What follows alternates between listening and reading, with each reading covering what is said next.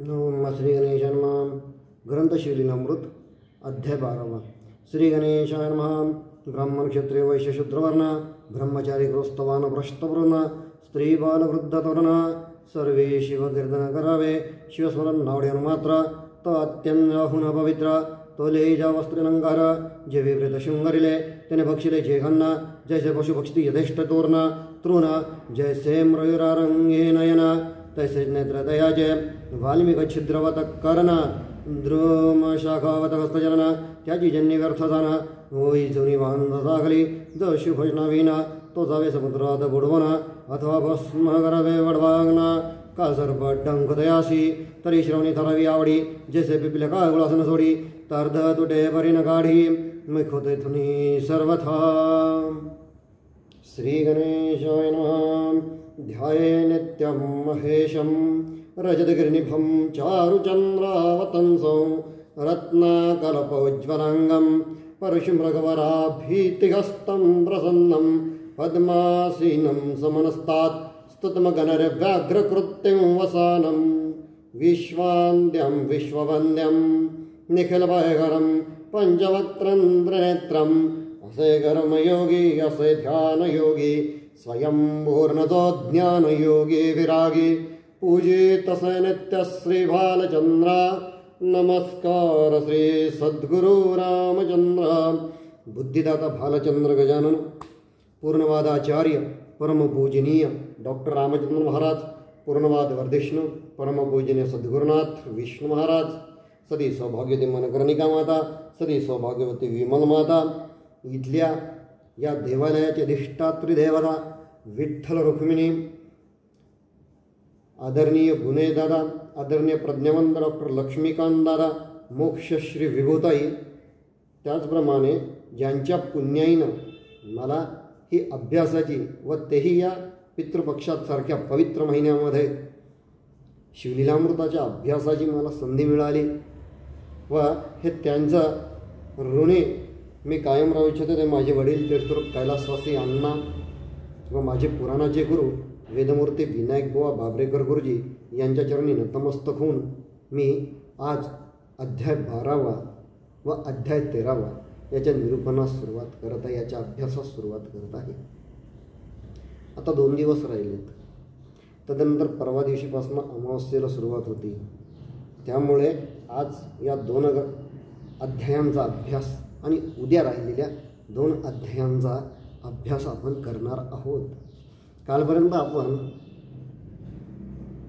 11व्या अध्यायापर्यंत वाचन व अभ्यास केला व शिवलीलामृत या ग्रंथामध्ये एकूण 15 अध्याय आहेत।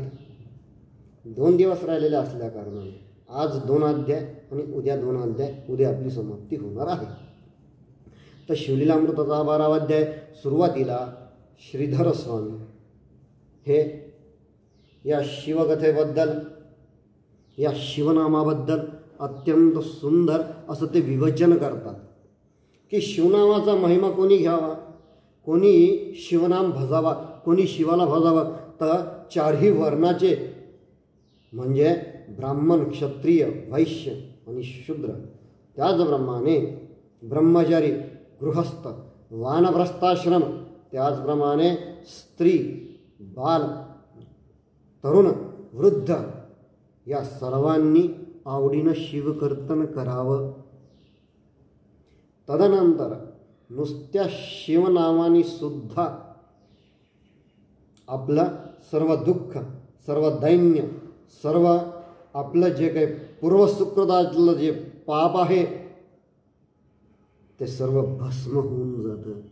पूर्वजन्मीचं जेवढं केवढं पाप आहे व याही जन्मात जे काही कळत नकळत आपल्याकडनं जे काही देवनिर्मित व मनुष्यनिर्मित पाप घडलेली त्या सर्व पापांचं भस्म नुसत्या शिवाच्या नामस्मरणाने होते। अथवा तुम्ही नुसतं शिवाचं नाव घ्या अथवा त्याच्यामध्ये अजून एक गोष्ट सांगितलेली किंवा तुम्ही शिवाचं कीर्तन शिवाचं नामस्मरण शिवाचं भजन शिवाची आरती अथवा नुसतं शिवनाम जरी तुमच्या कानावरती पडलं तर निश्चितपणे सर्व पापांच्या जेवढ्या केवढ्या राशी असतील ज्या काही गगनाला सुद्धा भेदून गेले असतील, त्याच्याही पलीकडे त्या काही गेल्या असतील, त्या सर्वांचा समूळ नायनाट फक्त या शिवनामामुळे होतोय. आणि इथंही यांनी मोठं सुंदर सांगितलेलं आहे की ज्याला शिवनाम हे आवडत नाही ना, त्याच्या एवढा अपवित्र व्यक्ती या जगामध्ये दुसरा कोणाच नाही आहे. मग त्याने कितीही प्रकारचे उंची उंची वस्त्र जरी नेसले, त्याप्रमाणे ज्याप्रमाणे अत्यंत यांनी खडतर वाक्य वापरलेलं आहे की ज्याप्रमाणे आपण एखादं प्रेत जे त्या सदनापासून, त्याच्या निज सदनापासून तर ते स्मशानापर्यंत जसं ते प्रयत्न येतो ना, तसं त्या व्यक्तीचं आहे. आणि तदनंतर ते हेही म्हणतात की जो शिवभजनात जात नाही त्याला समुद्रात बुडवून टाकावं अथवा त्याचा भस्म करून टाकावं. त्याचप्रमाणे सर्प अथवा वृश्चिकाने त्याला दंश करावा. इतका महात्म्य या शिवभजनाचं अथवा शिवस्मरणाचं यांनी केलेलं आहे. आणि त्याची गोडी मात्र कशी असावी हो? ज्याप्रमाणे एखादा गुळ व ज्याप्रमाणे एखादी मुंगी एखाद्या गुळाला चिटकते, एखादा मुंगळा त्या गुळाला चिटकतो. आपण बघतो आपल्या घरामध्ये जेव्हा आपण गुळ आणतो, मुंगा त्याला चिटकतो, तर किती त्या मुंगळ्याला त्याची गोडी असते. त्याला सोडत असताना अक्षरशः तो तुटतो, तरी शेवटपर्यंत तो त्याला सोडत नाही. अशाच प्रकारचं जिथं जिथं शिवकीर्तन अथवा शिवकथा चालू आहे तिथं तिथं धावत जावं. खूप सुंदर अशा प्रकारचं पुण्य नुसतं या कथा ऐकल्यानं सुद्धा होतं. आणि म्हणून या पुराणाविषयी श्रीधर स्वामींनी सुद्धा असं सांगितलेलं आहे की ज्याप्रमाणे जेवढं महत्त्व हे वेदाध्ययनाला दिलेलं आहे ना, तेवढंच महत्त्व या शिवपुराणाला सुद्धा दिलेलं आहे. तुम्ही अथवा पुराण करा अथवा पुराण श्रवण करा, या दोन्ही गोष्टीला तेवढंच महत्त्व आहे जेवढं तुमच्या संध्येला आहे, जेवढं तुमच्या गायत्री मंत्र जपाला आहे, जेवढं तुमच्या उपासनेला महत्त्व आहे. आणि म्हणून श्रीधर स्वामी हे पुढं सांगत असतात की ज्याला शिवनामाची गोडी नाही त्याचा जन्म हा वाया गेला. जणू काही त्याची माता प्रसूनसुद्धा ती वांझ झाली. अशा प्रकारची एवढे मोठे मोठे शब्द हे त्याला देत असतात, हे त्याला वाहत असतात. आणि त्याच्यातली ओढी कशी असती तेही पुढे यांनी सांगितलं की जसं एखाद्या स्त्रीचा पती हा 2-3 वर्षे काही गावाला गेलेला आहे आणि तदनंतर त्याचं जे पत्र येतं ते पत्र पाहण्यासाठी, ते पात्र फोडून पाहून वाचण्यासाठी ज्याप्रमाणे तिचा प्राण हा तळमळलेला असतो, ज्याप्रमाणे आमच्या क्रांतिकारकांना सागरा प्राण तळमळला, अशा प्रकारची तळमळ, अशा प्रकारचा निजध्यास या शिवनामाविषयी, या शिवकथेविषयी, या शिवपूजनाविषयी अथवा या शिवपुराण कथा श्रवणासाठी आपली असावी. इतकं श्रीधर स्वामी यामध्ये सांगतात. आणि गेल्या 11 दिवसांपासून आपण काय करतोय? आपणही तेच करतोय. बस अत्यंत शिवाचं नाव घेतले किती पवित्र वाटतं. एवढंच कशाला, नुसतं तुम्ही एखाद्या शिवालयात गेला, किती सुंदर धीर गंभीर अशा प्रकारचं वातावरण त्या शिवालयामध्ये असतं. आणि जेव्हा तो घंटानाद आपण करतो तेव्हा त्याच्या उठणाऱ्या तरंगातनं ज्याप्रमाणे आपल्या शरीरावरती परिणाम होतो, जसे रोमांच आपल्या अंगातून उभे राहतात ना, तसंच काही आपल्या अंतःकरणात सुद्धा ती जाणीव होते. नवे ती जाणीव झाली पाहिजे. इतकं श्रीधर स्वामी सुरुवातीलाच या शिवपुराणाविषयी ते सांगत असतात. आणि तदनंतर पुढं आता त्यांनी अजून एक सांगितलेलं आहे की आता वक्ता आणि श्रोता कसा असावा. जिथे जिथे शिवपुराण चालू असेल तिथे तुम्ही धावत जा. हातातली कामं टाकून पहिले तुम्ही जाऊन हे शिवपुराण, हे शिवकथा तुम्ही ऐका, असं श्रीधर स्वामी या 12व्या अध्यायाच्या सुरुवातीलाच ते सांगतात. आणि मग ते काय सांगतात की शिवपुराण करणारा अथवा शिवकथा सांगणारा जो व्यक्ती असतो तो आपल्याला ब्रह्मा विष्णू महेश व त्याप्रमाणे आपल्याला आपल्या सद्गुरूंच्या स्वरूपामध्ये तो असतो. शिवपुराण करणारा व्यक्ती हा कधीही कपटी, स्वार्थी, वाचाळ असता हा कामा नये. तो तेवढाच धीर गंभीर हा वक्ता असावा. हा वक्ता असावा. तदनंतर वक्ता हा अत्यंत आपण श्रेष्ठ मानावा. हा वक्ता हा जेव्हा त्याचा पुराण कथा शिवकथा जो सांगत असतो. आता इथं दुसरी गोष्ट अशी आहे की शिवकथा व त्याचप्रमाणे अनेक कथा, कारण आपण बघितलं की जवळजवळ 18 महापुराणं आहेत आणि सर्व पुराणांची संख्या ही 26च्या आसपास आहे असं शिवपुराण ग्रंथामध्ये सांगितलेलं आहे. तर जिथं जिथं पुराण चालू असेल तिथं तिथं आपण आदरानं जावं. गेल्यानंतर सुरुवातीला सर्वात प्रथम तिथं ते देवालयात जर असेल तर ते अत्यंत पवित्र अशा प्रकारचं ते ठिकाण असतं. सुरुवातीला देवाला नमस्कार करावा. तदनंतर जो वक्ता आलेला असतो त्या वक्त्याला नमस्कार करून अत्यंत ताठ, अत्यंत लीन, अत्यंत नम्रतेनं सर्व चित्त एकवटून आपण ते काय सांगतात ते त्याकडे आपण लक्ष द्यावं. कुठल्याही प्रकारचं मध्ये आपण पाखंडी मत त्यामध्ये बाळगू नये. तदनंतर कुठल्याही प्रकारचे असे प्रश्न आपण त्या श्रोत्याला विचारू नये. तदनंतर ते जे सांगतात ते आपण ऐकावं. कुठल्याही प्रकारचा छळ अनादर आपल्याकडून त्या वक्त्याचा होता कामा नये. मध्येच शिवकथा टाकून आपण जर उठून गेलो तर त्याचा परिणाम काय होतो तो या ग्रंथामध्ये सांगितलेला आहे की तो व्यक्ती अल्पायुषी होतो. तदनंतर हा जो श्रोता असतो हा अत्यंत तिथे सुद्धा तो तेवढ्याच लीन भावनेनं तो बसलेला असतो की आपल्यासमोर आपले सर्व देव अथवा आपले पितर आपल्याला या ठिकाणी आशीर्वाद द्यायला आलेले इतकी काय ही सुद्धा भावना त्या श्रोत्याच्या मनात असते. त्या श्रोत्याच्या म्हणण्यापेक्षा त्या वक्त्याच्या मनामध्ये ही ती भावना असते. तदनंतर यांनी हेही सांगितलेलं आहे की या कथेमध्ये ही कथा चालू असताना आपण अत्यंत मौन होऊन बसावं.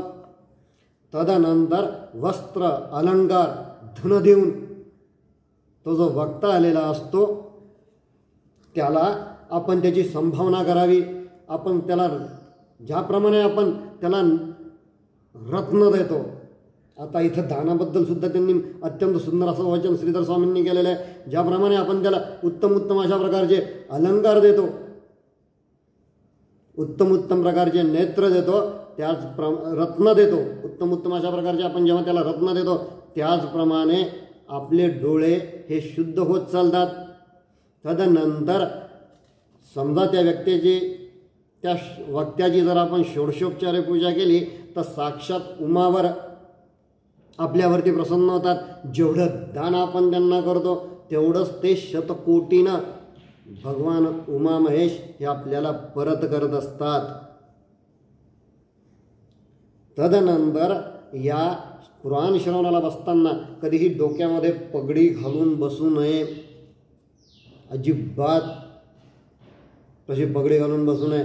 तदनंतर या पुराण श्रवणाला बसत असताना कुठल्याही प्रकारची इथे एक सुंदर शब्द वापरलेला आहे विडा खाऊन येऊ नये. विडा म्हणजे हे तामसीपणाचं लक्षण असतं. आणि जो श्रोता हे सांगत असतो तो अत्यंत सात्विकतेनं, तो वक्ता अत्यंत सात्विकतेनं त्याचा अभ्यास हे त्याचं तप असतं, हे त्या वक्त्याचं तप असतं, हे ते तप तिथं मांडत असतो. त्यामुळे ह्या गोष्टी श्रोत्यांनी टाळाव्यात. आणि म्हणून यांनी ते सांगितलेलं आहे की जो विडा खाऊन जातो ना त्याला नंतर मग जेव्हा त्याचा मृत्यू होऊन यम त्याला नेतात, असंख्य प्रकारच्या वेदना यम त्याला देत असतात. तदनंतर समजा एवढं सगळं करून एखादा श्रोता बसला आणि त्याला जर झोप यायला लागली, थोडीशी जर त्याला निद्रा यायला लागली, त्यावेळेस उठून उभं राहून हात जोडावेत, त्यांना नमस्कार करावा. असं केल्याने थोडीशी आपल्या डोळ्यावरची धुंदी ही निघून जाईल. तदनंतर एकांतपणी हे सर्व श्रवण पुराण चालू असताना वक्त्यापेक्षा उंच आसनावरून बसू नये. तदनंतर जेव्हा जिथं पुराण कथा चालू असते त्या वक्त्यापेक्षा उच्च आसन आपलं असू नये. वक्ता जर उंच आसनावर बसलेला असावा तर आपण खाली जमिनीवरती बसावा. तदनंतर तिथे विरासन घालून आपण बसू नये, म्हणजे श्रोत्यांनी बसू नये. आणि असं जर करले तर पुढच्या जन्मी ते वृक्ष अर्जुन वृक्ष होतात. तदनंतर पाय पसरून तेथे बसू नये. पाय पसरून जर बसलं तर अत्यंत प्रकारच्या यातना आपल्याला यम देतात. आणि हे सांगतानाही जे कोणी जेठा घालून बसतात, म्हणजे अत्यंत ताठ न बसता कसं तरी बसतात, त्यांना यमदून बांधून नेऊन नंतर त्यांना अत्यंत घोर अशा नरकामध्ये टाकतात. त्याचप्रमाणे ही कथा चालू असताना आता इथे शिवकथा आलेली, पण आपण असं समजू की पुराण कथा, कारण आपल्याकडे अनेक प्रकारचे पुराण या पवित्र अशा पारनेर तीर्थक्षेत्री चालू असतात. श्रीमद भागवत पुराण असेल किंवा रामायण कथा असेल, अशा प्रकारच्या या कथा आपल्या नेहमी इथे चालू असतात. त्याचप्रमाणे या कीर्तनात बसलेल्यानंतर जो श्रोता असतो त्याचा कंठ जर दाटून नाही आला, कंठ केव्हा दाटून येतो? जेव्हा आपण त्या कथेशी पूर्णपणे एकरूप होतो. आणि तो श्रोतासुद्धा किती सुंदर पद्धतीनं अशा पद्धतीनं सांगतो. समजा कृष्ण कथा चालू असेल तर आपल्याला असं वाटतं की आपण आता डायरेक्ट त्या द्वारकेत पोचलो की काय. आणि असं हे ऐकत असताना ज्याच्या डोळे पाणावत नाहीत तो पुढच्या जन्मी अजगराच्या जन्माला जातो. तदनंतर जे मध्येच कथेमध्ये बोलतात ते मात्र बेडकाच्या जन्माला जातात. जे कथा सांगणारा जेव्हा अत्यंत एकरूप होऊन ती कथा सांगत असतो आणि जेथे एखादा उच्च विचार तो कथाकार सांगत असतो तेव्हा निश्चितपणे त्याच्या कथेला द्यात द्यायची असते, म्हणजे टाळ्या वाजवायची असतात.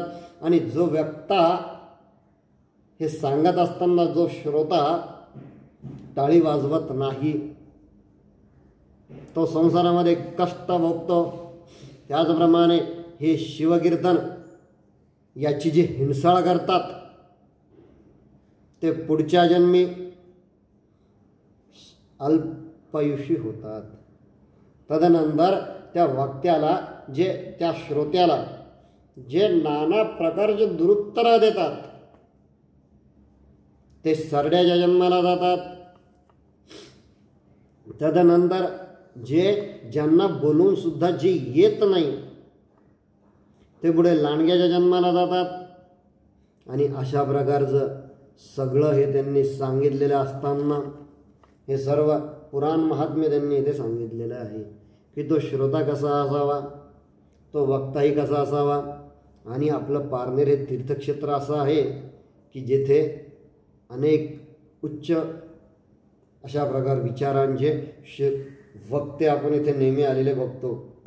आपले परमपूज्य सद्गुरुनाथ विष्णू महाराज यांचा असा प्रयास असतो की नित्य इथे काही ना काही पुराण श्रवण व्हावं. म्हणून हे जे पवित्र अशा प्रकारचं देवालय आहे ना, यालासुद्धा महाराजांनी फक्त त्याच कार्यासाठी परमपूज्य सद्गुरुनाथांनी हे मंदिर राखून ठेवलेलं आहे. आपण बघतो नेहमी की अनेक प्रकारचे पुराणांचे कार्यक्रम आपल्या इथे सतत होत असतात. आणि म्हणून त्या दृष्टीनं आपण पारनेरकर मंडळी सर्व अत्यंत भाग्यवान आहोत. सद्गुरूंची आपल्यावरती पूर्ण कृपा आहे. या पुराणांच्या माध्यमातून जेवढे आपले अनंत जन्मीचे पाप आहेत या सर्व पाप हे नष्ट होऊन जातात. कुठल्याही प्रकारची इतर तपश्चर्या करायची आपल्याला गरज पडत नाही.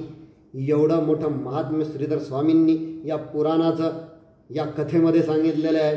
आणि तदनंतर एक कथा या शिवलीलामृत ग्रंथामध्ये अशी आलेली आहे की पूर्वी बाष्कल नावाचं एक गाव होतं दक्षिणेकडे. बाष्कल नावाचं एक गाव होतं. आता ही कथा वाचताना मी जेव्हा घरी हा अध्याय वाचला तेव्हा शिवपुराणातली एक बिंदुंग आणि चर्चिला यांची कथा मला आठवली. ते सुद्धा बाष्कल या गावातच राहत होते. आणि म्हणून की काय, नावं जरी हे पात्र जरी वेगवेगळं असलं ना तरी याचा पूर्ण कथासार काढला की तो एकच होतो.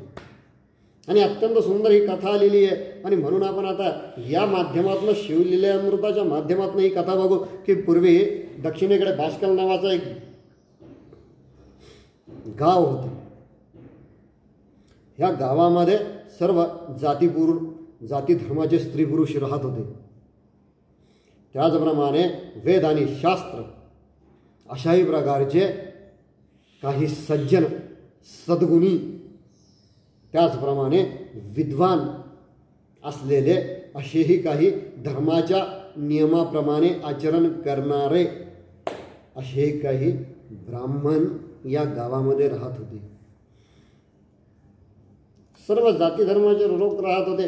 पण हे गाव जे होतं ना हे अत्यंत अमंगळ, व्यभिचारी, स्वैराचार करणारं, कुठल्याही नीतीला अथवा धर्माला धरून कुठल्याही प्रकारचे सत्कर्म या गावामध्ये होत नसत. आणि त्या गावचा एक जो ब्राह्मण आहे त्याचं नाव आहे विदुर.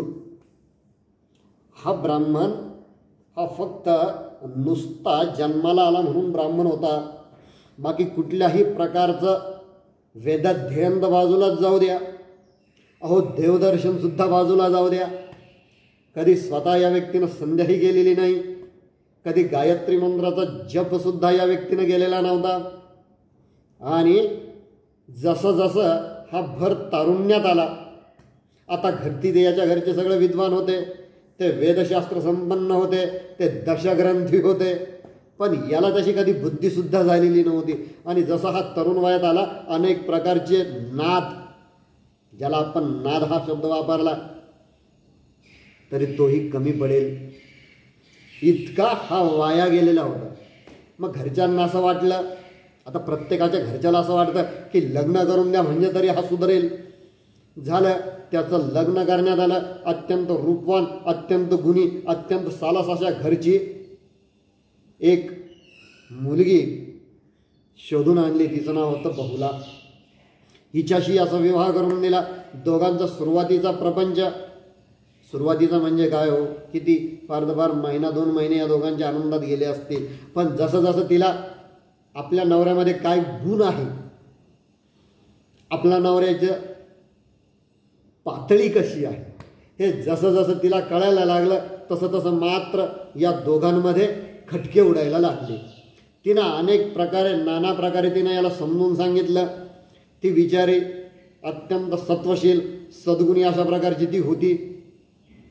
दररोज सकाळी नित्यनियमाप्रमाणे तिचं जे होतं, जे पूर्वजन्मी म्हणजे जे मातापित्याकडून ती जी शिकून आलेली होती त्याप्रमाणे तिचं सतीत्वाचं तिचं आचरण होतं. म्हणजे सकाळी उठायचं, घर झाडायचं, शेणाचा सडा टाकायचा, गाई वासरांना काय असेल ते चारा पाणी त्यांना देऊन टाकायचं. तदनंतर शुचिर्भूत व्हायचं, तुळशी पुढे दिवा लावायचा, तिथं उदबत्ती लावायची. तदनंतर घरामध्ये येऊन सर्व देवतेंची पूजा करायची. धावो ती स्वतः पूजा करायची, कारण हा जो होता विदुर नावाचा विप्र, याला काही घेणं देणं नव्हतं त्या गोष्टीशी, कारण हा अत्यंत वाया गेलेला होता. हा इतका वाया गेला की नंतर हा अक्षरशः हा पत्त्यांच्या नादी लागला. पत्ते खेळता खेळता खेळता खेळता हा जुगाराच्या नादी लागला. आणि जुगार खेळता खेळता मात्र हा वेश्येकडे सुद्धा जायला लागला. आणि अशा प्रकारचं वर्तन जेव्हा पत्नीला कळालं, तिनं त्याला समजून सांगितलं, अहो आता तरी घराकडे लक्ष द्या, सोडून द्या हे सगळं, मी सगळं विसरून जाते. पण तरीही त्यानं असं न करता त्यानं त्याचं वर्तन चालू ठेवलं. झालं काय, हिची उपेक्षा झाली. ही नवविवाहित, ही तरी काय करणार. ज्याप्रमाणे ज्या वाटेनं पती गेला त्याच वाटेनं ही सुद्धा चालल्या गेली. मग एक दिवस पतीच्या जेव्हा ही गोष्ट लक्षात आली तेव्हा त्यानं तिला अत्यंत मारझोड केली. मारझोड केल्यानंतर सुद्धा तिनं जेव्हा याला प्रत्युत्तर दिलं की तू जे करतोस तेच मी करते, हे जेव्हा तिनं त्याला प्रत्युत्तर दिलं तेव्हा तो चिडला. तिच्या अंगावरचे सर्व दागदागिने काढून घेतले. हा ज्या वेश्येकडे जात होता त्या वेश्येला त्याने ते देऊन टाकले. तदनंतर अनेक दिवस, अनेक संवत्सर हा त्या वेश्येकडे राहिला. जेव्हा याच्याकडची संपत्ती संपली तदनंतर याला एक अत्यंत मोठा अशा प्रकारचा रोग झाला. आणि मग काय, त्या वेश्यांनीच याला मारून टाकलं आणि याचं प्रेत घेऊन हे नगराच्या बाहेर नेऊन टाकलं. झालं इकडे हिचं सुद्धा त्याच दिशेने वर्तणूक चालू होतं. याचं प्रेत जसं नेऊन टाकलं तसं तिथल्या रस्त्यावरच्या काही कावळ्यांनी वगैरे कुत्र्यांनी भटकणाऱ्या प्राण्यांनी ते खाऊन टाकलं. आणि मग नंतर यमदूत, अकराळ विकराळ स्वरूपाचे यमदूत आले. अनेक प्रकारच्या यातना देत देत देत ते त्याला नरकपुरीपर्यंत घेऊन गेले. नरकपुरीत नेल्यानंतर सुद्धा जेव्हा चित्रगुप्तांनी याच्या कर्माचा पाढा वाचला, तदनंतर सांगितलं की याला कुंभीपात नरकात टाका. आणि कुंभीपात नरकातलं वर्णन तर आपण मागे बघितलेलं. किती भयावह अशा प्रकारचं आहे की लोहाप्रमाणे तप्त लोह, त्या लोहाला आलिंगन न्यायला ते लावतात. तदनंतर त्याला कडून तलवारीसारखे पाते असणाऱ्या गवतावरून त्याला चालवायला लावतात. तदनंतर ज्या विहिरीमध्ये अत्यंत विखारी अशा प्रकारच्या विंचू असतात त्या विहिरीमध्ये टाकले जातात. तदनंतर जमिनीमध्ये गाडून वेगवेगळ्या बाणांनी त्याच्यावरती प्रहार केला जातो, त्याला बाण मारले जातात. तदनंतर उलट लटकून कुत्र्याला अक्षरशः असंख्य अशा प्रकारचे अकराळ विक्राळ, आपल्या गल्लीतले नव्हे हो, ते यमपुरीतले कुत्रे असतात. ते कुत्रे त्याच्या अंगावरती सोडल्या जातात.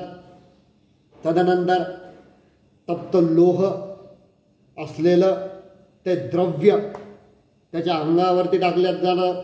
तदनंतर अत्यंत तिखट असलेलं व अत्यंत खारं असलेलं पाणी, अशा प्रकारच्या घनघोर यातना त्याला भोगून तदनंतर मग त्याला ब्रह्मराक्षसाच्या भरितभर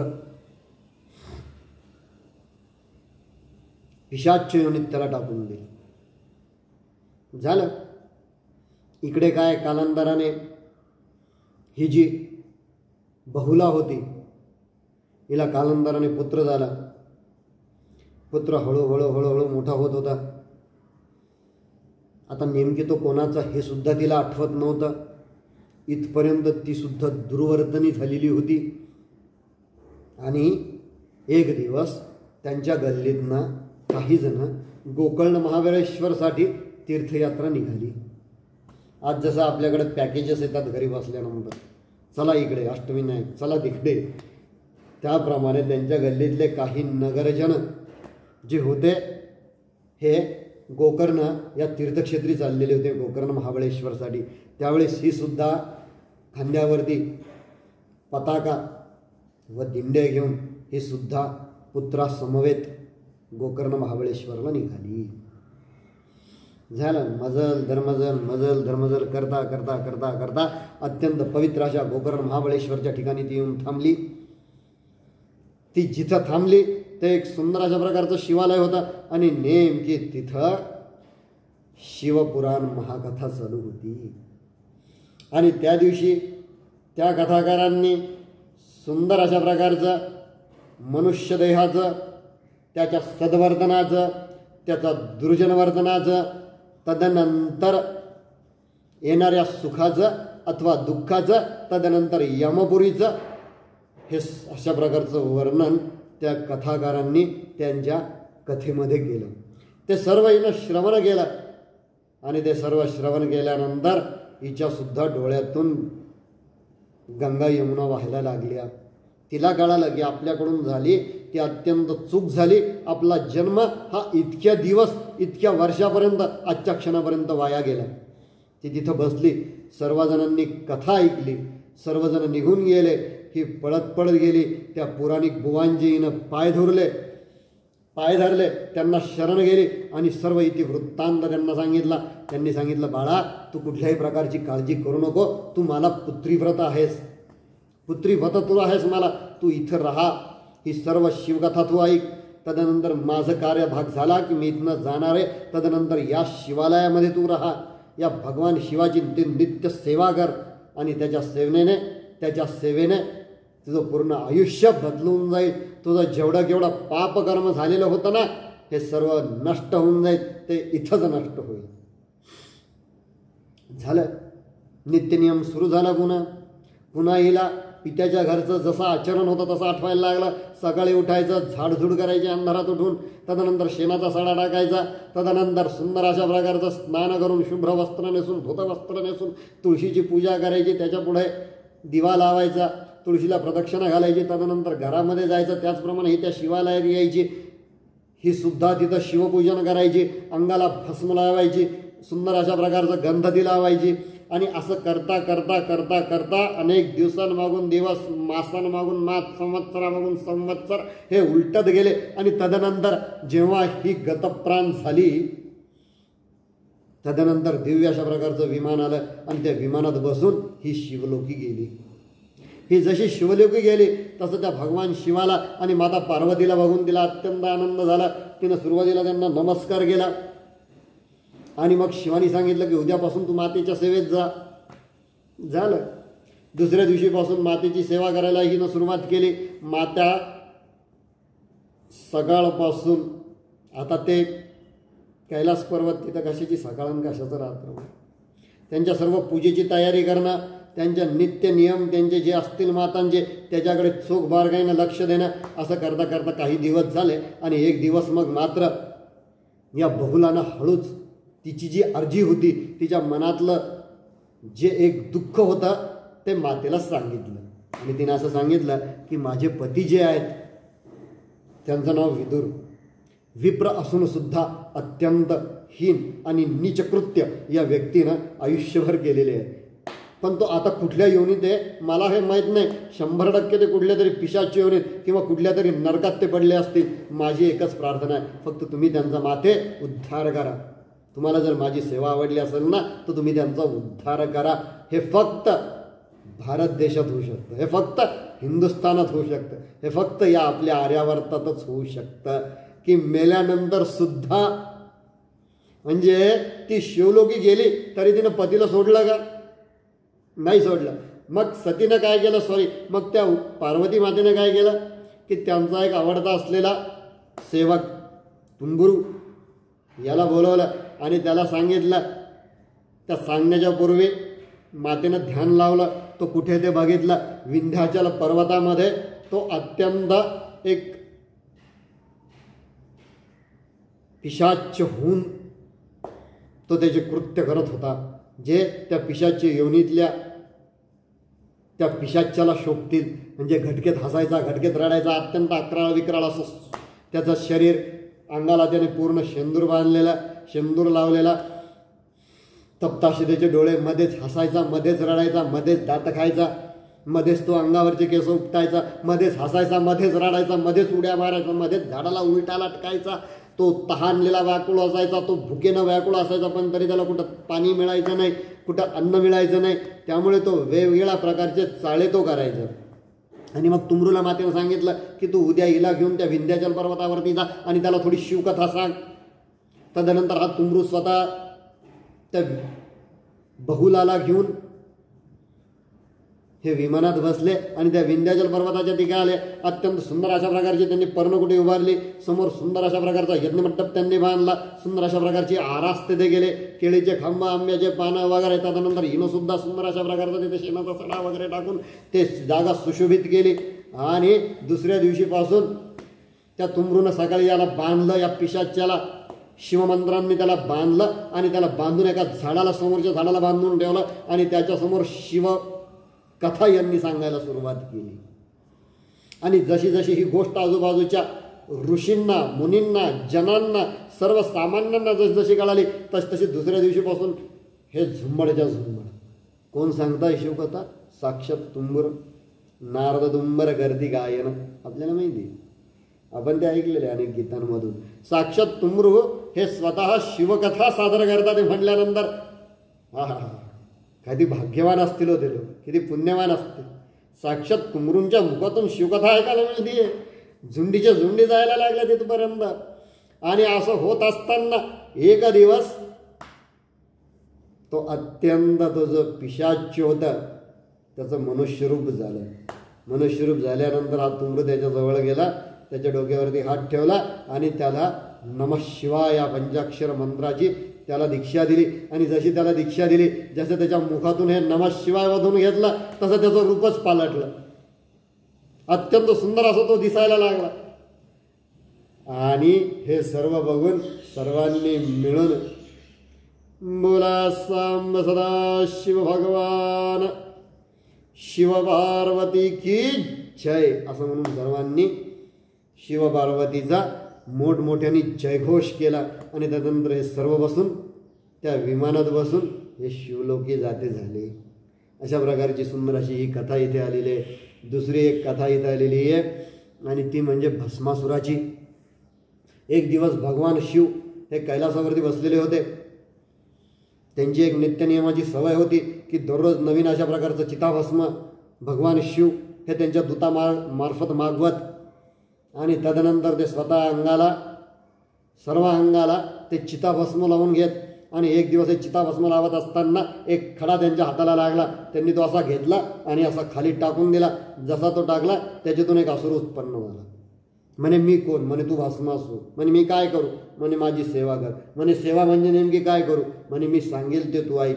म्हणे नेमकी तुम्ही मला काय सांगणार आहे? मग यांनी सांगितलं की तू एक काम कर, तू दररोज माझ्यासाठी दररोजचं ताजं चिताभस्म तू घेऊन येत जा.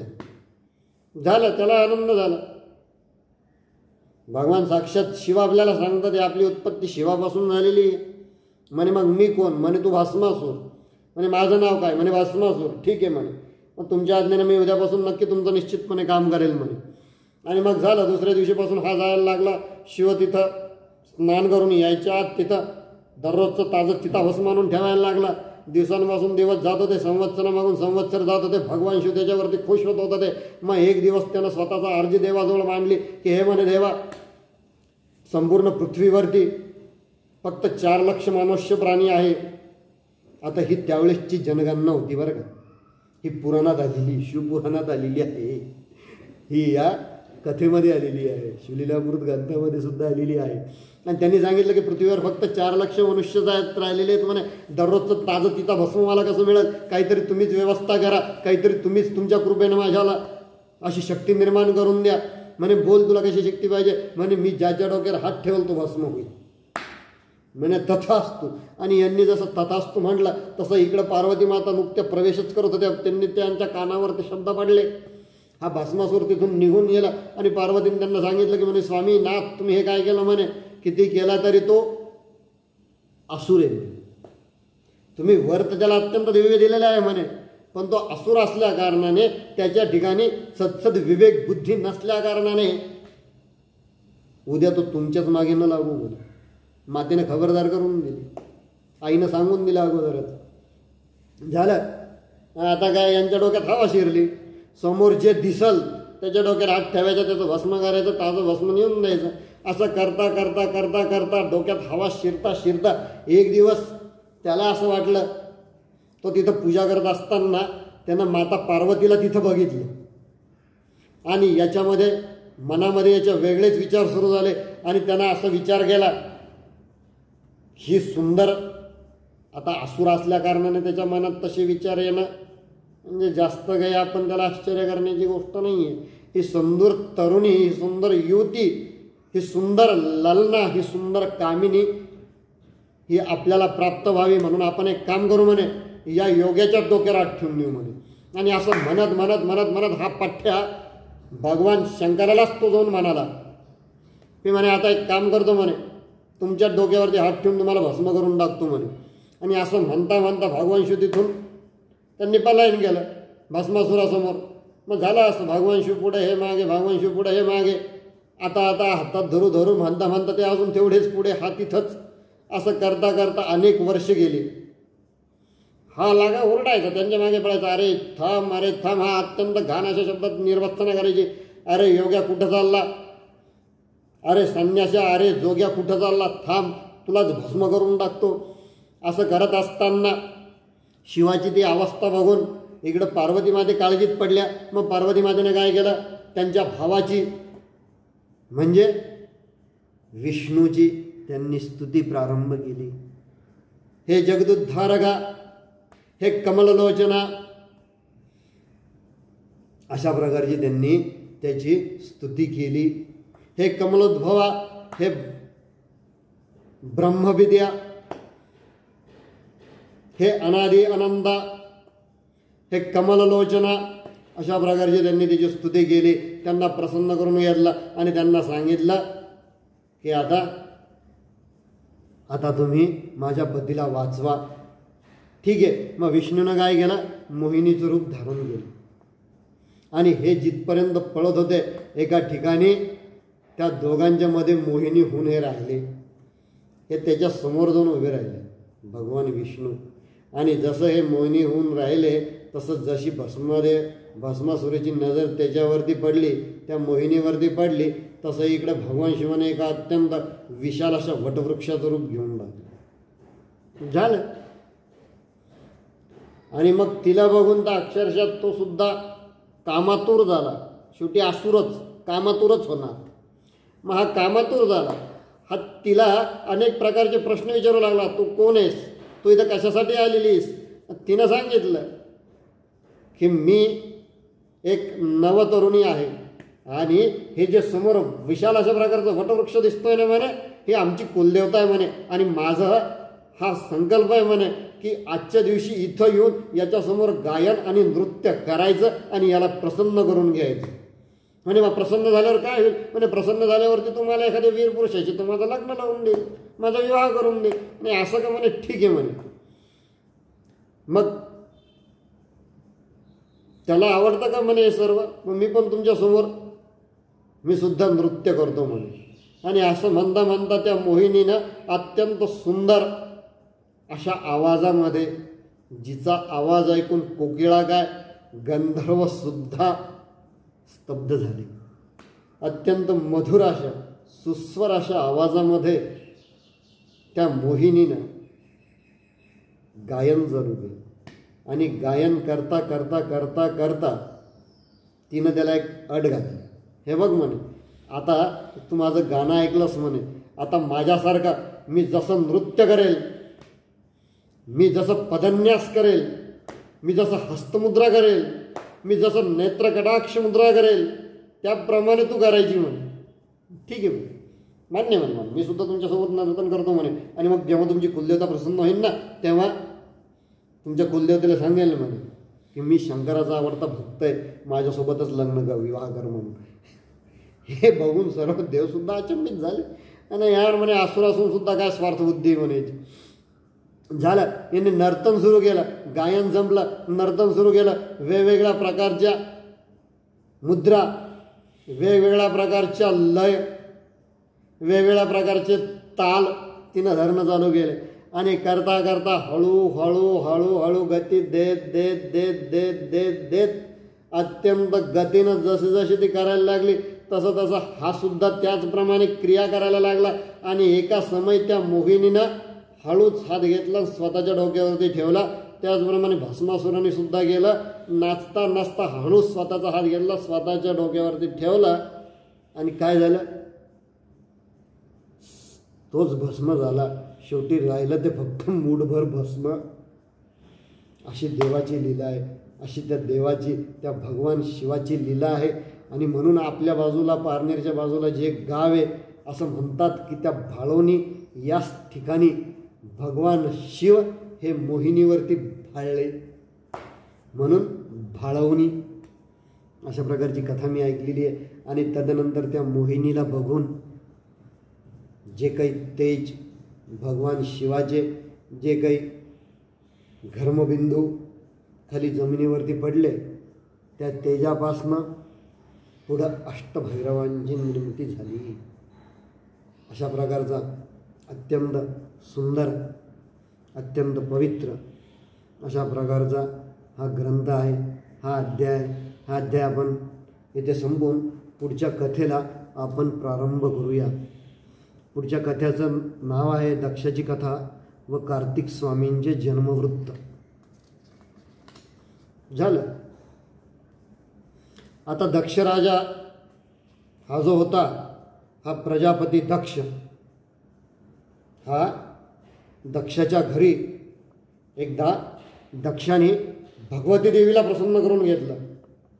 ब्रह्मदेवांनी त्यांना सांगितलं की ब्रह्मदेवाचे पुत्र दक्ष प्रजापती यांना सांगितलं की तुम्ही आता भगवतीची प्रार्थना करा आणि एक दिव्य अशा प्रकारचं कन्यारत्न तुम्ही त्यांच्याकडून मागून घ्या. झालं. दक्षने अनेक वर्षापर्यंत दक्षाने तपश्चर्या केली आणि एक दिवस अक्षरशः साक्षात माता भगवती त्या दक्षासमोर प्रगट झाली. काय तिचा अनुपम सौंदर्य, काय तिचा अनुपम लावण्य, काय रूप. कोटी सूर्यचंद्राप्रमाणे तिसं असलेली ती मुख झळाली. काय तिच्या त्या चेहऱ्यावरचं तेज, डोळे दिपून जातील इतकं असणारं ते तेज. काय तिथली ती प्रसन्नता, काय तिथलं ते वातावरण. आणि जशी भगवती प्रसन्न झाली तसं भगवतीनं त्यांना दर्शन दिलं आणि सांगितलं की तुम्ही वरदान मागा. आणि त्यांनी असं वरदान मागितलं की कन्या रूपाने तुम्ही माझ्या पत्नीच्या पोटी तुम्ही जन्माला या. ठीक आहे म्हणे, माझ्या घरी जन्माला या म्हणे. ठीक आहे. भगवतीने आशीर्वाद दिला. यथासांग यांची पत्नी 9 महिने पूर्ण झाले. तदनंतर दैदिप्यमान अशा एका बालिकेचा जन्म झाला. जसं त्या बालिकेचा जन्म झाला तसं दक्ष प्रजापतीच्या घरी अनेक देवतांचं आगमन सुरू झालं की साक्षात भगवतीनं जन्म घेतला, साक्षात त्या देवीनं जन्म घेतला, जिनं ब्रह्मा विष्णू महेश हे जिनं जन्माला घातले, जी या ब्रह्मांडाची स्वामिनी आहे, जी ज्या नुसत्या एका इशाऱ्यावरती सर्व देव चालतात अशा प्रकारची ती भगवती देवी आहे. आणि हे तिचं बालरूप आहे. आणि हे बालरूप बघण्यासाठी अनेक देव हे दक्षाच्या घरी यांनी येणं जाणं सुरू केलं. कुठल्या तरी कामानिमित्त, कुठल्या तरी या निमित्त हे यायला लागले. पुढे यथोचित तिचं बारसं झालं. बारसं झाल्यानंतर तिचं नाव उमा असं ठेवण्यात आलं. हळूहळू ती एकदा 8 वर्षाची झालेली असताना स्वतः दक्षाचे पिता ब्रह्मदेव तिथं आले आणि ब्रह्मदेवाने सांगितलं की तू आता भगवान शिवाची आराधना कर, त्या रुद्रदेवाला तू प्रसन्न करून घे. आणि मग कुठल्या प्रकारचं व्रत करायचं तर त्यांनी असं सांगितलं की नंदा तिथीला. आणि कुठल्या महिन्यातली ती नंदा तिथी हो तर तू अश्विन महिन्यातली नंदा तिथी, प्रतिपदा, षष्ठी आणि एकादशी. तदनंतर या तिथीला जो कुठला सोमवार अथवा प्रदोष अथवा शिवरात्र येईल या दिवशीपासून तो शिवाची उपासना करायची, त्या रुद्राची तू उपासना करायची. आणि असं करता करता तिनंही अत्यंत घोर अशा प्रकारचं तप हे तिनं केलं. आणि तिचं हे तप चालू असताना या सर्व देवतांना मिळून घाई झाली. झालं. या सर्व देवांना मिळून घाई झाली. कारण काय झालं, इकडं तारकासूर नावाचा एक राक्षस जो होता याला ब्रह्मदेवाने वर दिलेला होता. आणि त्यानं ब्रह्मदेवांना असं वरदान मागितलं की माझा मृत्यू हा शिवपुत्राकडून व्हावा. झालं. त्याच्यामुळे आता पटकन या दोघांचा विवाह व्हावा असं प्रत्येक देवतेला वाटत होतं. आणि त्या माध्यमातून सर्व देवांच्या मनात तशी चलबिचल चालू होती. आणि म्हणून की काय या उमेचा आणि शिवाचा विवाह व्हावा हे सर्व देवांना वाटत होतं. झालं. सविस्तर ब्रह्मदेवाच्या आज्ञेवरनं हिनं सुद्धा तपश्चर्या चालू केली. आणि तपश्चर्या चालू असताना भगवान शिवानी सुद्धा त्यांची परीक्षा बघितली. एकदा नाही, दोनदा नाही, 3दा भगवान शिवाने त्याची परीक्षा बघितली. पण ती तिच्या निर्णयावरती ठाम होती. आणि तदनंतर मी आता ही कथा अत्यंत तुम्हाला जास्त सखोल न जाता संक्षिप्त पद्धतीनं सांगतोय. कारण नुसतं हा विवाहावर जरी बोलायचं ना तर अजून 1 तास लागेल. त्यामुळे मी अत्यंत जलद गतीनं आता पुढचा सगळं विवाह विषय घेऊन येणाऱ्या 15-20 मिनिटांमध्ये मी हा विषय संपवतो. संपूर्ण हा पुढचा अध्याय मी संपवतो. म्हणजे याला पूर्णत्व देतो. क्षमा असावी, पूर्णत्वाकडे हा विषय मी नेतो. आणि हा पुढं या दोघांचा विवाह व्हावा या कारणाने मग तेथे झालं असं की ब्रह्मदेवाने नंतर मदनाला सांगितलं की तू जा, भगवान शिव जिथं बसलेले आहेत तिथं तो सुगंधी अशा प्रकारची ती वातावरण निर्मिती कर, ज्या निर्मितीमुळे त्यांचं सुद्धा मन हे भुलून जाईल. अशा प्रकारचा त्यांनी एकदा नाही, दोनदा नाही, तीनदा प्रयत्न केला, पण तिसऱ्या वेळेस तो हरला.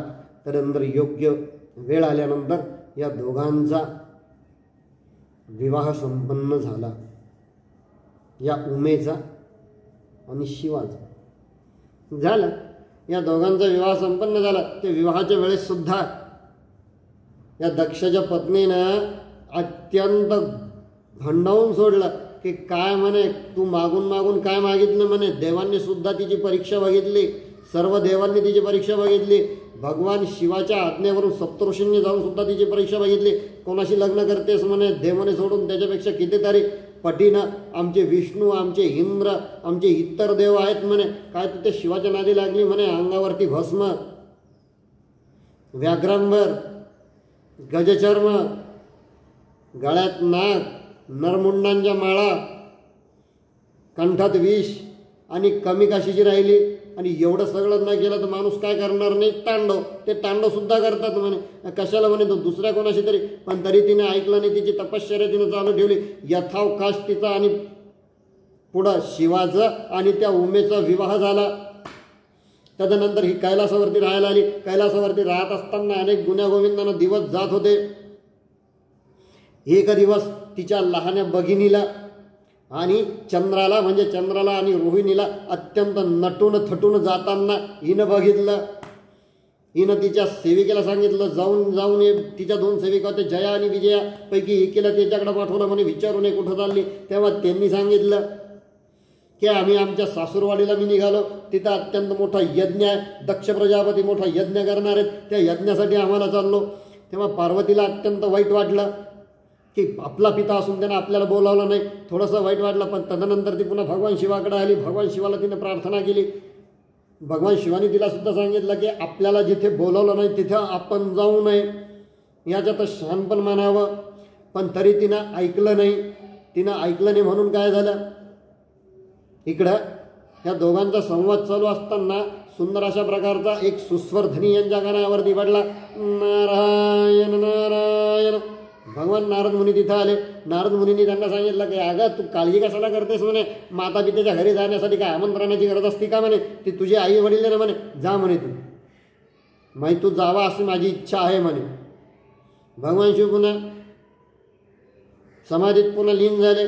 तदनंतर हिनं पुन्हा भगवान शिवाची प्रार्थना केली. भगवान शिवांनी नेत्र उघडले. तर पण नारद मुनी चालले गेलेले होते. शेवटी मग त्यांनी सांगितलं की जाताना 60,000 शिवगण.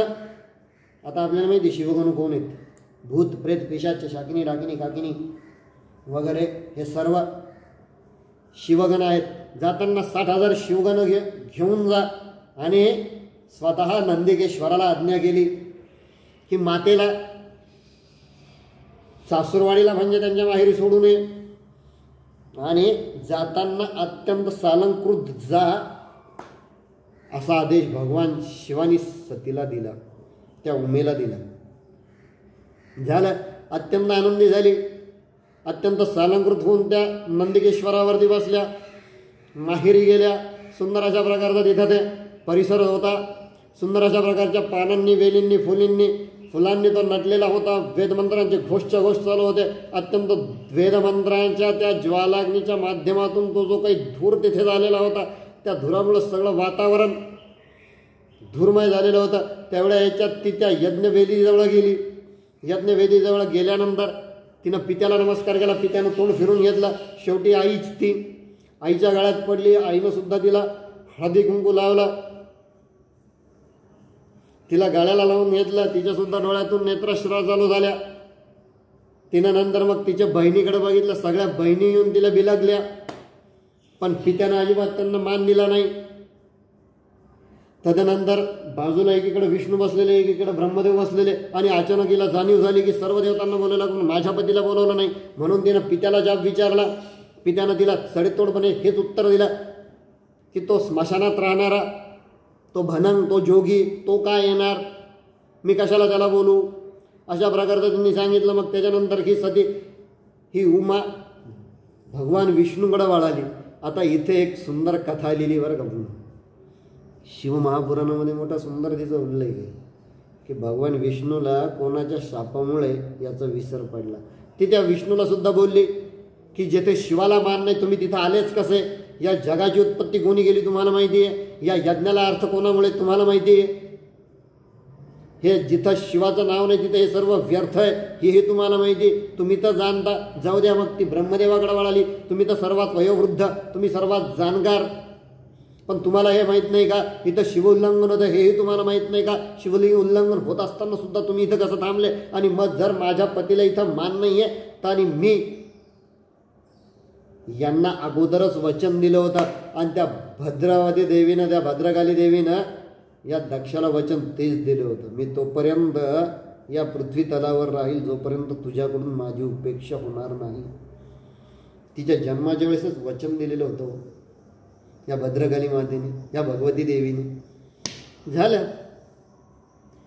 पटकन तिनं त्या यज्ञवेदीमध्ये उडी घेतली आणि जशी या उमेनं त्या यज्ञवेदीमध्ये उडी घेतली, भूमंडळ डळमळायला लागला. भगवान शेष स्वतः डळमळायला लागले, पृथ्वी डळमळायला लागली, कैलास परत डळमळायला लागल्या, प्रचंड अशा प्रकारच्या विजा चमकायला लागल्या, उंच उंच अशा प्रकारच्या लाटा त्या सागरामध्ये निर्माण झाल्या. आणि आता धरणीकंप होतो की काय, धरणी फाटती की काय, अशा प्रकारचं पर्वत कोसळतो की काय, समुद्र आटून जातो की काय, अशा प्रकारचं भयावह वातावरण सर्व तिथे निर्माण झालं. आणि तिथे असलेले अनेक देवता जे आहेत, ह्या अनेक वेगवेगळ्या पक्ष्यांचं रूप घेऊन त्या देवतानंतर तिथून पळून गेल्या. तदनंतर तिथं असलेले जे 60,000 यांनी जे गण नेलेले होते, या गणाचं आणि देवांचं सुद्धा तिथं थोडंसं युद्ध झालं. तदनंतर भगवान तिथे असलेले शिवभक्त शुक्राचार्य यांनी काय केलं, ते यज्ञाच्या थोडंसं कमंडलूतलं पाणी घेतलं आणि त्या पाण्यातनं अनेक सैन्य तयार केलं. आणि हे सैन्य त्या 60,000 आलेल्या त्या शिवदूतांवरती यांनी ते सैन्य सोडून दिलं. अत्यंत घनघोर अशा प्रकारचं युद्ध सुरू झालं. रक्ताचा सडा, मांसांचा चिखल सगळीकडे पसरला. घनघोर अशा प्रकारची गगनभेदी किंकाळ्या तिथे निर्माण झाल्या. आणि तेवढ्या वेळामध्ये हा दक्ष विष्णूच्या मागे जाऊन लपला. हे पण म्हणे, तुमच्या सांगण्यावरून केलं ना म्हणे, मी तुमचा यजमान आहे ना म्हणे, आता माझ्या रक्षणाची जबाबदारी तुमची. आणि त्याच्यातले जे काही यांचे शिवभक्त राहिलेले होते हे पटकन पळत पळत कैलासाला आले. कैलासाला आल्यानंतर भगवान शिवांना त्यांनी सांगितलं भयभीत होऊन की असं असं झालं, मातेनं त्यांच्या यज्ञवेदीमध्ये उडी घेतली. हे जसं भगवान शिवानी ऐकलं, जटा मोकळ्या सोडल्या, त्या जमिनीवर आपटल्या, त्याच्यातला एक केस काढला, जोरात खाली टाकला. त्या केसाच्या माध्यमातून एक वीर असा पुरुष उत्पन्न झाला की तो इतका वीर होता की त्याला 5 मुख आणि 10,000 हात त्याला होते. अजानुबाहू, अनेक वेगवेगळ्या प्रकारचे शस्त्रास्त्र धारण केलेले, अत्यंत दिव्य, अत्यंत उंच, अत्यंत अकराळ विकराळ असलेला तो वीरपुरुष, जणू काही प्रतिशिव प्रतिरुद्र असलेला तो वीरभद्र त्यांनी उत्पन्न केला.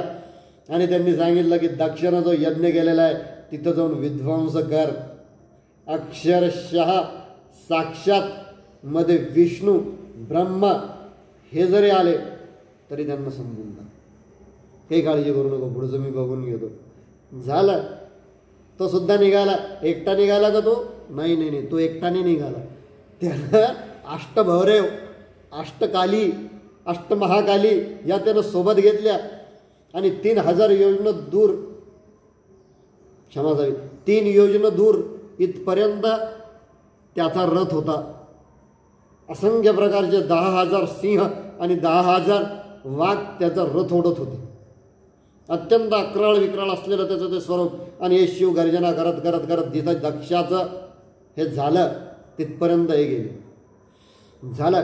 अत्यंत गेल्यानंतर अत्यंत घनघोर अशा प्रकारचं देवतांचं नियमचं युद्ध सुरू झालं.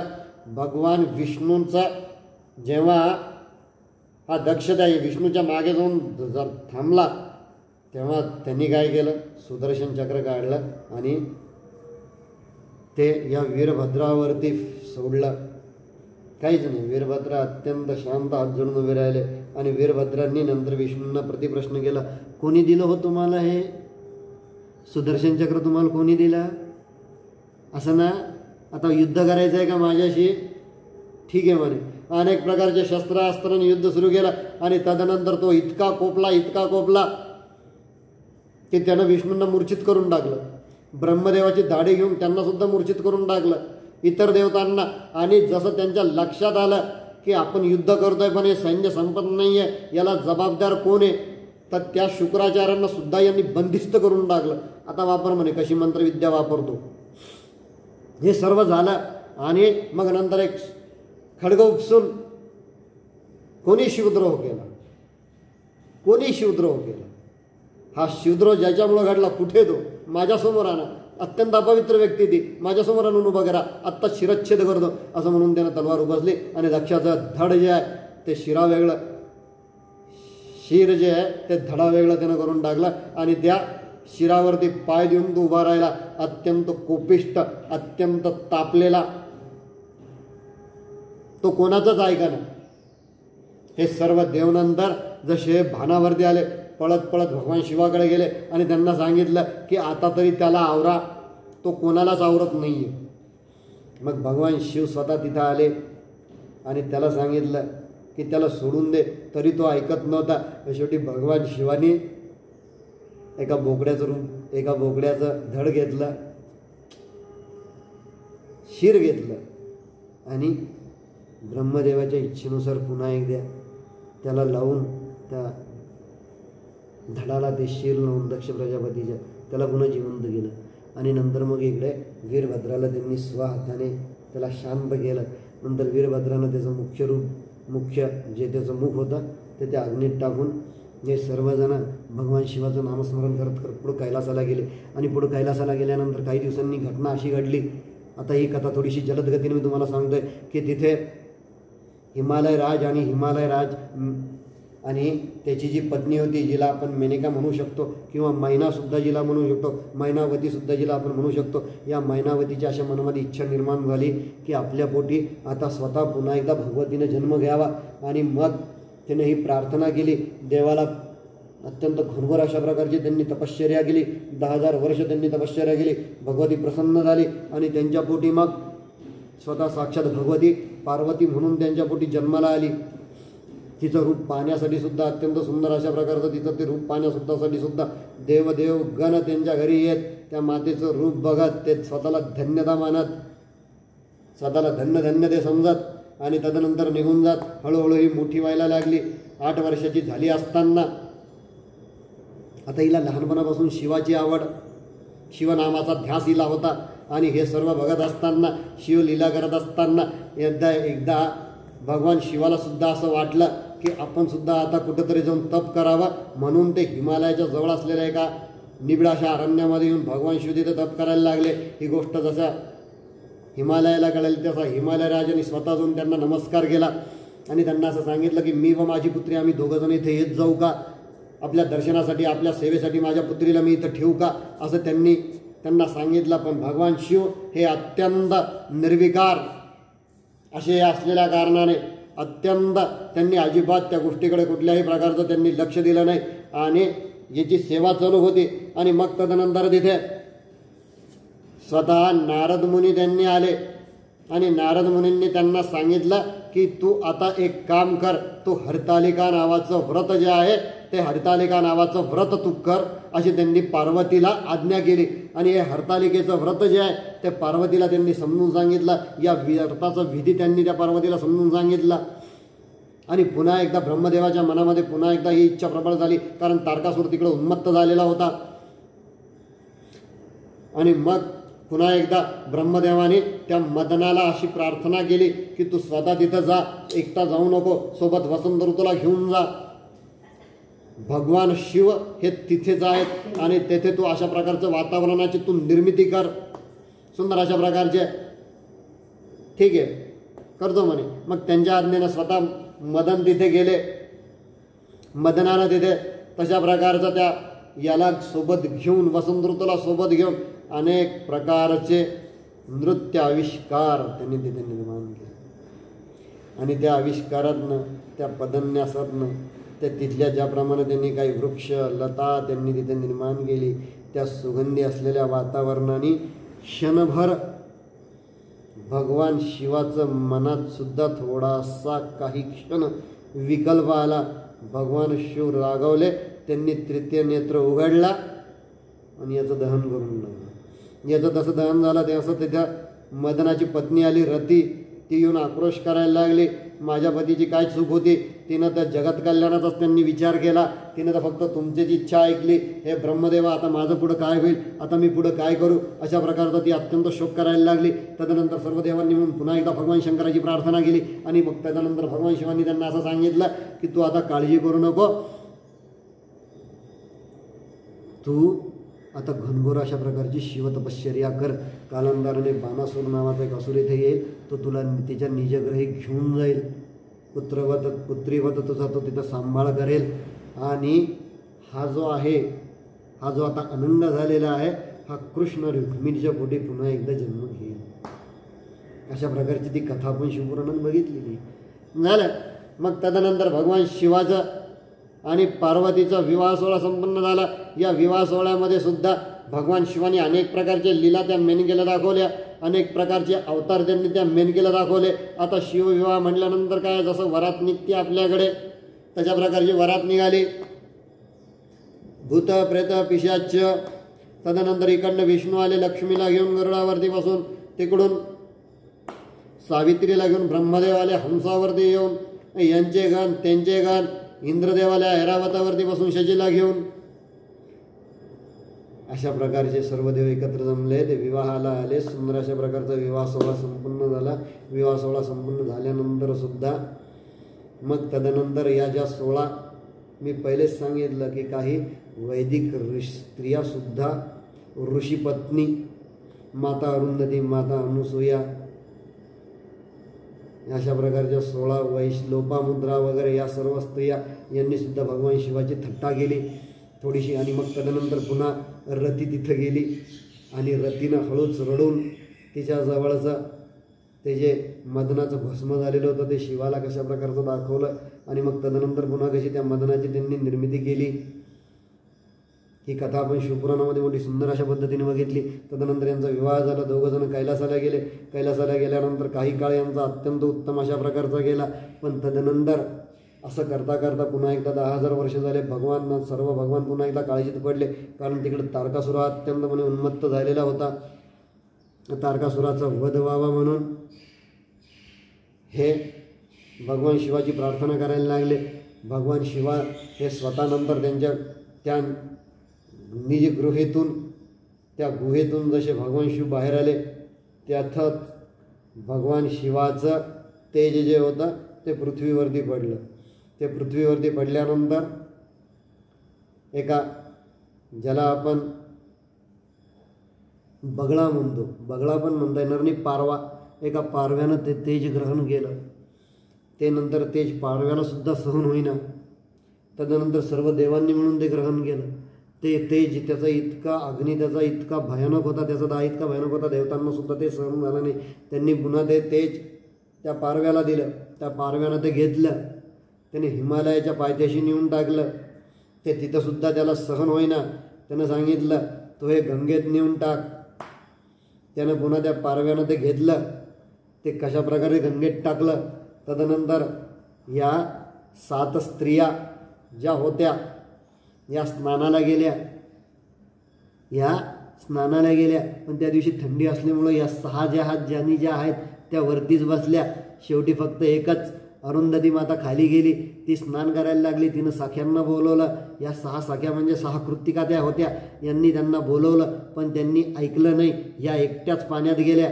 मग त्या बगळ्याने काही अंशरूपामध्ये त्यांच्या रोमाच्या माध्यमातून, अशी शिवपुराणात कथा आलेली, त्यांच्या रोमाच्या माध्यमातून ते त्यांच्या गर्भेत ते तेज चालले गेले. त्या तिथंच गर्भवती राहिले. आणि या सख्या जशा जसं त्याला बोलवत होत्या तशा त्या 6 कृतिका आली नाही. मग त्यांनी शाप दिला की तुमच्या घरच्या याच्यानंतर तुम्हाला घरात घेणार नाही, ते तुमची निर्भत्सना करतील. त्यांना हसू आलं की एवढ्या छोट्या गोष्टींनी काय होईल म्हणे. आणि व्हायचं तेच झालं. उठल्यानंतर त्यांना नंतर कळालं की आपल्याला आता दिवस गेलेले आहेत. मग घरच्यांनी सुद्धा, ऋषींनी मुनींनी सुद्धा त्यांना घरातून बाहेर काढून दिलं. या जशा घराच्या बाहेरून चालल्या गेल्या तदनंतर झालं असं की एका कालांतराने काही महिने गेल्यानंतर 9 मास पूर्ण झाल्यानंतर यांनी पुन्हा नंतर ते तेज बाहेर ओकून टाकलं. ते तेज बाहेर ओकून टाकलं आणि ते तेज जे आहे ते वाहत वाहत वाहत वाहत गंगेच्या एका तीराला जाऊन मिळालं.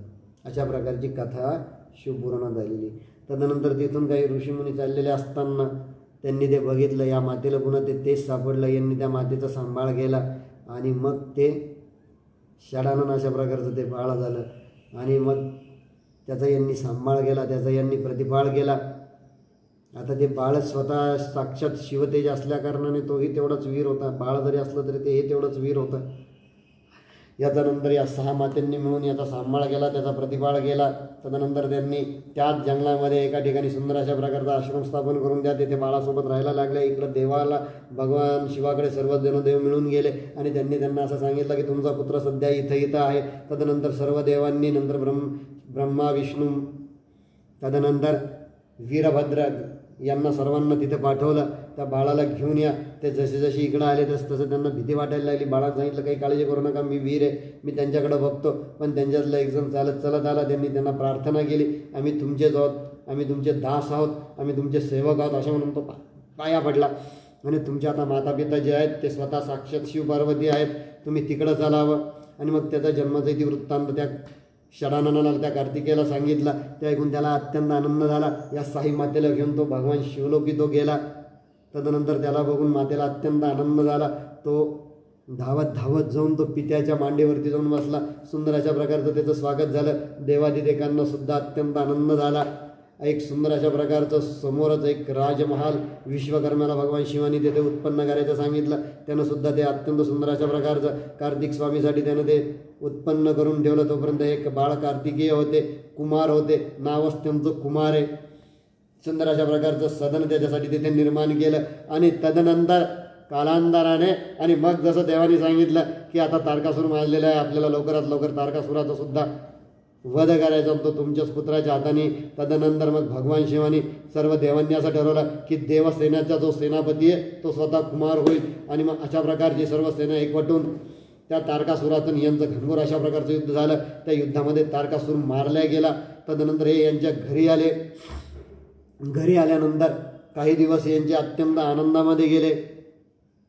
आणि मग एक दिवस या तारकासुरांचे जे 3 पुत्र होते, काय नाव होते, तारकाक्ष, विद्युन्माली आणि कमललोचन, हे 3 पुत्र होते.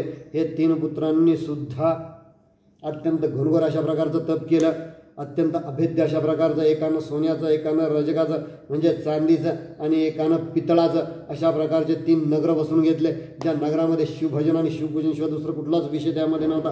पण तरी त्याचप्रमाणे ते इतर लोकांचा, इतर जणांचा ते छळ करायचे. शेवटी राक्षस वृत्ती त्यांच्यामधली कुठंच गेलेली नव्हती.